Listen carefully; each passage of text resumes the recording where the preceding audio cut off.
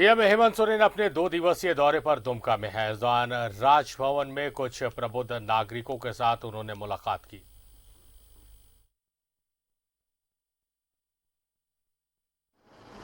बहुत लंबे समय के बाद हमारा इस राजधानी में आगमन के दौरान इस छोटे से प्रबुद्ध नागरिकगणों के साथ मुलाकात के इस कार्यक्रम में हमारे साथ उपस्थित आदरणीय हमारे अभिभावक विधायक स्टीफन मरांडी जी, आदरणीय अभिभावक हमारे नलिन सोरेन जी, आदरणीय अभिभावक हमारे विजय सिंह जी, छोटे भाई बसंत सोरेन जी, यहां उपस्थित हमारे जिला के सभी पदाधिकारीगण और विशेषकर इस उपराजधानी के आप सभी प्रबुद्ध नागरिकगण, आप सब लोगों का मैं इस छोटी सी मुलाकात में उपस्थित होने के लिए कोटि कोटि धन्यवाद देते हुए अपनी ओर से जोहार करता हूं।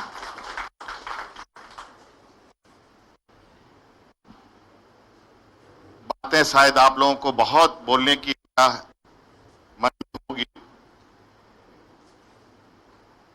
लेकिन बहुत कोई नहीं बोल पाए, इसके लिए भी मैं क्षमा चाहता हूं। लेकिन मौका नहीं मिलेगा ऐसी बात नहीं है।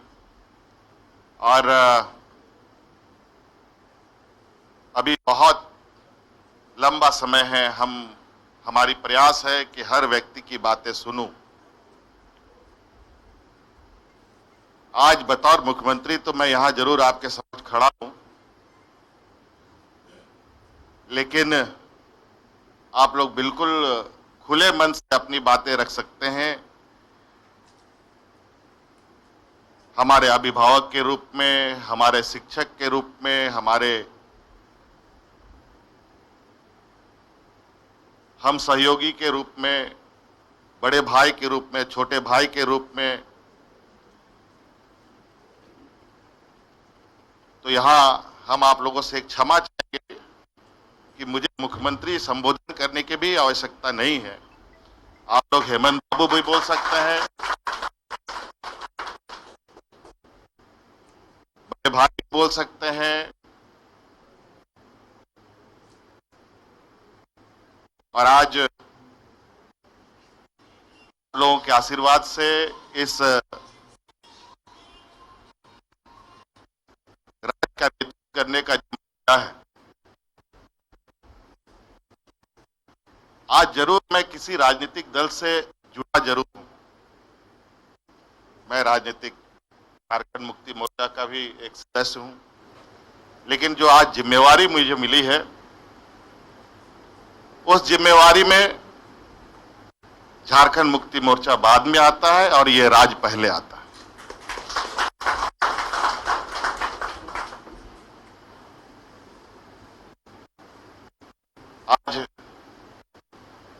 आज का दायित्व और प्राथमिकता हमारी दूसरी है, और राज कैसे चले, यहाँ के लोग खुशहाल कैसे रहें, वो हमारी पहली प्राथमिकता है।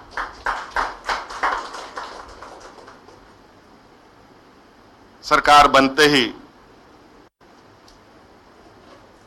कोरोना ने हमें घेर लिया। यूं कहिए कि सर मुड़ाते ओले पड़े। लेकिन इस देश का सबसे अत्यंत पिछड़ा राज्य होने के बावजूद भी जिस तरीके से इस संक्रमण में हमारे सरकारी तंत्रों ने, सरकारी व्यवस्था ने जो प्रबंधन किया,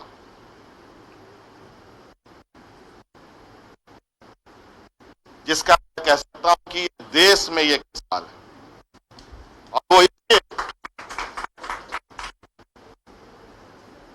और हमारे पास सीमित संसाधन भी थे, इसके बावजूद हम लोगों ने संक्रमण में जो अपने कदमें बढ़ाए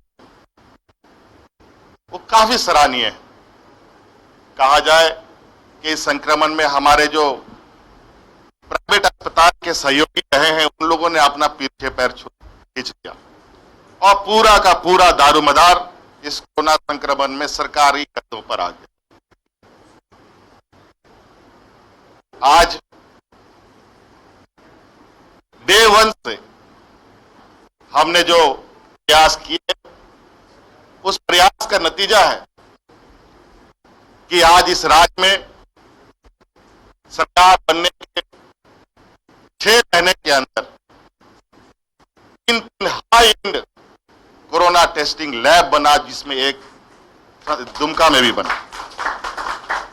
मेडिकल कॉलेज बना कि नहीं बना ये हम बात की बात है, लेकिन वो लैब आज यहां पर संचालित है। जो एक समय हमारे यहां के लोगों की जांच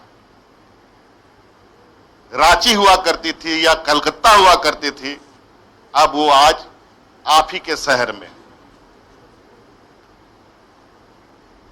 और ये हमारे प्रशासनिक व्यवस्था प्रबंधन के वजह से ये चीज हम लोग कर पाए। आज सरकार की अगर दृढ़ इच्छा हो, सरकार की सोच और नीयत सही हो तो कोई काम असंभव नहीं है। बहुत सारी समस्याएं हैं। मजदूर प्रधान राज्य है हमारा झारखंड, बिहार, बंगाल, उड़ीसा, छत्तीसगढ़, यूपी, मध्य प्रदेश, इन सब क्षेत्रों से ही पूरे देश में लोग देश की अर्थव्यवस्था का चक्का घुमाने में का काम करते हैं। और इस संक्रमण में जिस तरीके से इन क्षेत्रों के लोगों को धुतकारा गया वो भी किसी से छुपा नहीं है।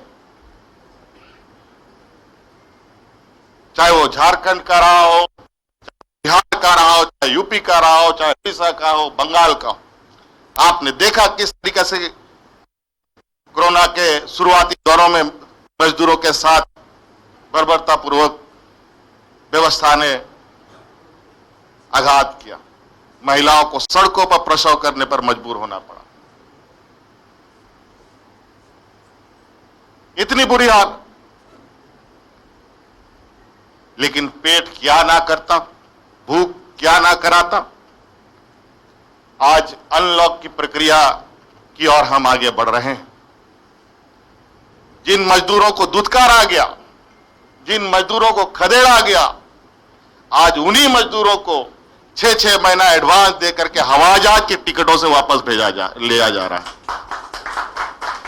और उस वक्त जब उनको दुत्कारा जाता था उस समय झारखंड सरकार अपनी मजदूरों को हवाई जहाज से लाने का काम कर रहा था।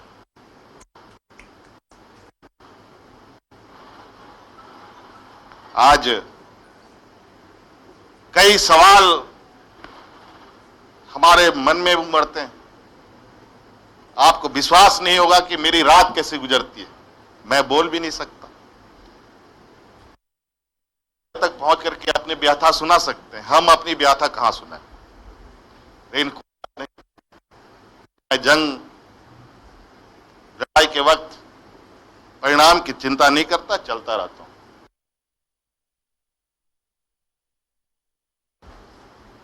त्रिपुरा सरकार ने भारत सरकार को चिट्ठी लिखी है कि उसको 35,000 मजदूर चाहिए और उसके लिए उसने झारखंड को चुना और झारखंड में दर्जनों ट्रेन लगाने की, मजदूर ट्रेन लगाने की आग्रह की है।